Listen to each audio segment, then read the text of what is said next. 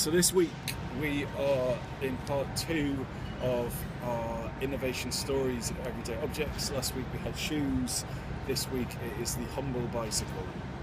Or not so humble. What a phenomenally innovative journey it's been on since its birth in 1816, invented by Carl von Drais. Go on, that was good. Thomas, just keep going. How did it work?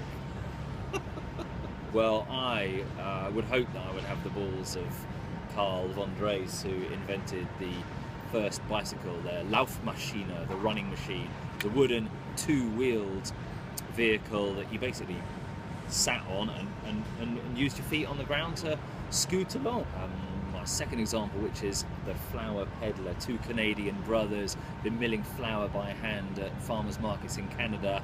They met up with a guy from a South Sudanese village, and he saw a huge opportunity to save hours and hours of time for the women of this village by swapping out their hand milling for a bicycle-powered milling of grain, something that would take them an hour and a half to 3 hours a day. Now it took them 10 minutes, so they're making enough grain using this bicycle mill for not just their family but also to sell, and boosting the microeconomics of South Sudan. And another really interesting innovation for cycling is in the treatment of Parkinson's.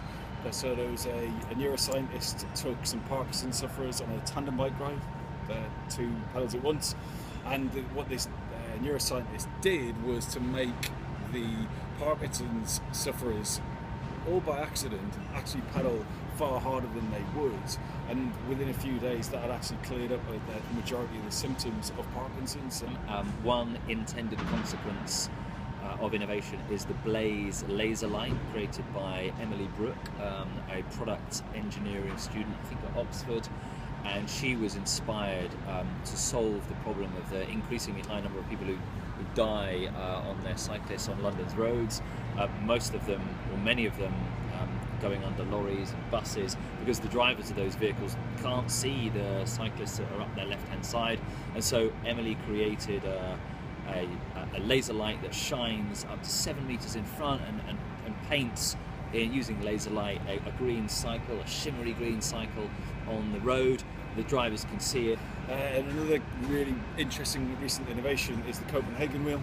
So this is a small wheel that looks about kind of this size of a dinner plate, that is a motor, but also a Wi-Fi enabled motor that goes on your back wheel, and when you brake it stores up power. When you go downhill it stores up power and actually acts a bit like an electronic bike. But the interesting thing is that it can increase how far you can cycle, and also means that if you're cycling at work and you don't want to get really sweaty by pedaling up loads of hills, actually you can arrive at a much more calm manner, if you like.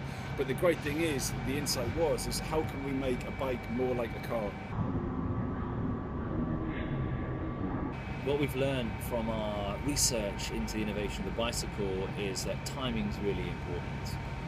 You really need 3 things on your innovation checklist. You need science/tech, you need imagination and creativity, you also need the commercial opportunity. And we've seen in a couple of those examples that if that isn't there, it's not going to take off. So it's because it makes sense, doesn't mean it's going to make money.